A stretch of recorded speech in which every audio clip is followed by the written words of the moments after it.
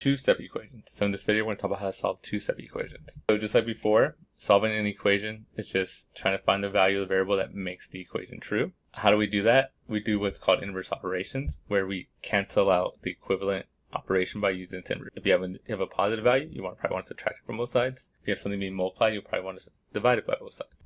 Now, here's our steps for solving two-step equations. So first, you always want to simplify if you can first. That's going to become big. Second, we want to isolate the variable one side. Now, the way we do that, like we look for here, example, right? I want to get this x by itself on the side. So what we do first is we actually add or subtract first. And the reason we do that is because all we're doing is PEMDAS, right? Please excuse my dear Aunt Sally. In reverse, right? When you simplify, you go this way. When you solve, you tend to kind of go this way. So because you're doing the opposite of simplifying, you're trying to solve. I'm not sure if that's the opposite, but same principle exists. So we're actually going to add subtract first to get rid of it, and then we're going to multiply divide after that. So that's kind of the idea. So that's how we're going to solve two-step equations. Let's do a few examples here. Now again, same concept as before, right? We want to solve for the variable. So anytime you see an equal sign, that's like our wall. Whatever I do to one side, I have to do to the other side. So again, the first thing, if I want to get this 5x by itself, I can get rid of that 4. We're going to subtract 4 to both sides. We get 5x equals 15. And then I want to get rid of the 5, so we're going to divide both sides by 5. Right? Opposite operation. X equals 3. And that's how we solve it. Right? Equal sign is our wall. Whatever you do one side, get the other side. If you're trying to get a variable by itself, the first thing you want to do is get rid of all the x's stuff. I want to get this x by itself. So what's next to it? The 4, get rid of that first. It's positive, so we subtract it from both sides. Then we have a multiplication in front of it, so divide it. Okay, next one. There's my wall. Right, I want to get this negative 5n by itself, so the first thing I do is get rid of that 12. So it's a positive 12 right now, right? Nothing in front of it makes it positive. So we subtract 12 from both sides. These cancel, I get negative 5n.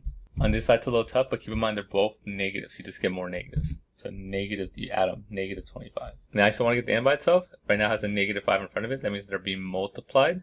Opposite of that is divide. So we're going to divide both sides by negative 5. These cancel. N is going to equal negative 25 divided by negative. Two negatives cancel out. When you divide and multiply two negatives, they cancel out and you show positive. So 25 divided by 5 is 5. Okay, next one here. Equal signs my wall. Right, I want to get the n by itself, so get rid of the excess stuff first. Get rid of that 5. Just like before, that 5 is positive. There's no negative in front of it, so it's a positive 5. So we're going to subtract 5 from both sides. Whatever you do one side, you got to do the other side. Keep it all balanced.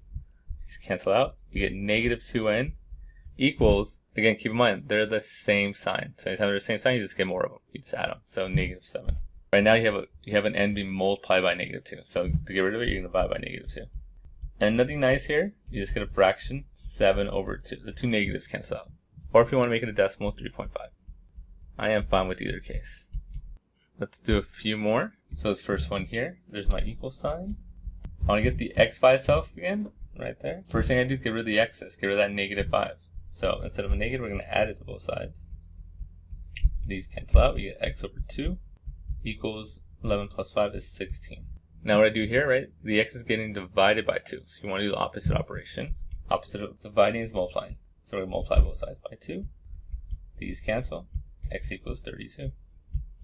Next one, 2/3 x minus 1 equals 11. So there's my equal sign. Hopefully by now we can notice we want to get rid of the 1, right? We want to get rid of like the excess stuff away from the x. I'm trying to get this guy by itself.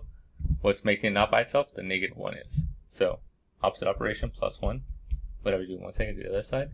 You get 2/3 x equals 12. Now here we have the two choices. Where you can multiply both sides by 3 and then divide by 2. Or you can do it all in one step. So let's try that. Right, I want to get rid of this 2/3. So we're going to multiply by the reciprocal. 3 over 2. So that's a way to get rid of a fraction all in one step. Just multiply by the reciprocal. These will cancel. You get x equals. If you're not sure how this works, keep in mind you can always make it a fraction. If you have a whole numbers, put over 1. And then the way you multiply fractions is multiply across. 12 times 3 is 36. And then 36, 1 times 2 is 2. 36 divided by 2 is 18. So there's right. Let's do the next one real quick. So there's my equal sign, makes my wall. Right, I'm trying to get the x by itself. So let's get rid of all the extra stuff, which is that 8.